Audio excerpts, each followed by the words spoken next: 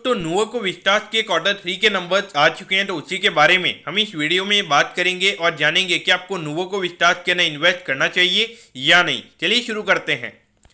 तो देखिए लगातार यहाँ पे जो कंपनी के बेड क्वार्टर्स है वो यहाँ पे अभी भी कंपनी के अगर हम क्वार्टरली रिजल्ट्स की अगर हम बात करेंगे तो नंबर्स अच्छे हमें यहाँ पे नजर नहीं आते हैं। अगर हम क्वार्टरली बेसिस पर कंपनी के रेवेन्यू के नंबर्स की अगर हम बात करेंगे तो 8% से कंपनी का रेवेन्यू का नंबर हमें यहाँ पे बढ़ता हुआ नजर आया है और ये नंबर आया है 2604 करोड़ पे। लेकिन यहाँ पर अगर आप देखोगे अराउंड 75 करोड़ का अभी भी कंपनी को यहाँ पे हमें लॉस नजर आता है, जबकि पिछले क्वार्टर में ये नंबर हमें 130 करोड़ के लगभग नजर आ रहा था। तो देखिए ऑल ओवर अगर आप देखोगे भले ही लॉस का नंबर हमें यहाँ पे कम होता हुआ नजर आया है, लेकिन अगर आप देखोगे अराउंड 1.5 साल ये कंपनी को लिस्ट हुए हो चुके हैं और हर क्वार्टर में ऐसा लगता है कि अब रिकवरी हमें यहाँ पे आती हुई नजर आएगी। लेकिन हर क्वार्टर में लगातार यहाँ पे कंपनी के नंबर की अगर हम बात करेंगे तो वहां पे कोई रिकवरी के साइन हमें यहाँ पे कंपनी के अंदर नजर नहीं आते हैं। अब अगर हम ईयर ऑन ईयर बेसिस पर कंपनी के रेवेन्यू के नंबर्स की अगर हम बात करेंगे तो वहां पे अराउंड 20% की ग्रोथ के नंबर्स हमें यहाँ पे देखने को मिले हैं और ये नंबर आया है 2604 करोड़ पे।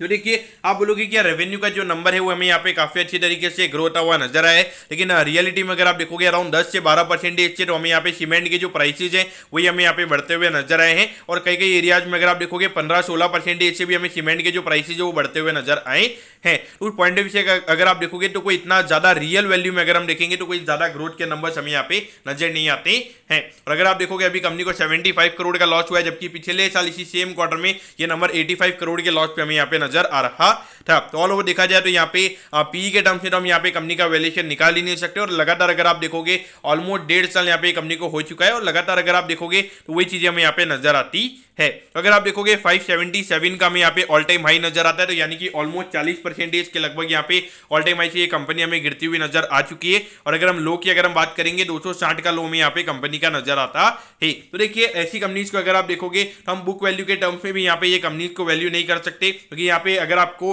हर क्वार्टर में अगर आपको लगातार लॉसेज हो रहे हैं तो वहाँ पे कहीं ना कहीं आपकी जो बुक वैल्यू हर बार हर क्वार्टर क्वार्टर बेसिस पे जो बुक वैल्यू के नंबर्स आपके वो हमें नेगेटिव होते हुए नजर आते हैं। यानी कि जो आपकी बुक वैल्यू है, यानी कि अगर अभी सपोज 300 रुपए की कंपनी की बुक वैल्यू है और यहाँ पर अगर कंपनी को और लॉस हुआ है तो वहां पे कहीं ना कहीं 1-2% से जो कंपनी का बुक वैल्यू है हमें कम होता हुआ नजर आता है।